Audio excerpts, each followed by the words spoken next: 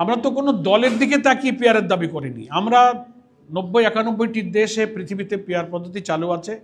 কালো টাকা, পেশি শক্তি, প্রত্যেকটি ভোটারের মূল্যায়ন, একটা কোয়ালিটি পার্লামেন্ট এবং সকলের অংশীদারিত্বের ভিত্তিতে একটা চমৎকার সংসদ তৈরি হবে। এর যুক্তি ব্যাখ্যা আমরা বিভিন্ন সময় দিয়েছি। কার লাভ আর কার ক্ষতি এটা আমাদের এই প্রস্তাবের সামনে বিবেচ্য বিষয় নয়। জনগণের প্রতিনিধিত্ব, ভোটারদের প্রত্যেকটি ভোটের মূল্যায়ন, নির্বাচন ফেয়ার হওয়া এবং পার্লামেন্টে একটা কোয়ালিটি এবং রিচ পার্লামেন্ট হওয়ার এই প্রয়োজনটা আধুনিক গণতান্ত্রিক বিশ্বে এইগুলো তারা প্রয়োগ করে দেখেছে। আমরা সেটাই এখানে দাবি করেছি। নেক্সট জি।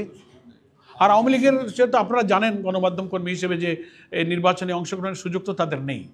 তাদের ব্যাপারে সরকারের যে রাষ্ট্রীয় ঘোষণা, তাদের রাজনৈতিক কার্যক্রমকে নিষিদ্ধ করার পরে ইলেকশন কমিশন আবার ব্যাখ্যা দিয়েছে যে তারা এই ঘোষণার কারণে নির্বাচনে অংশ নিতে পারবে না।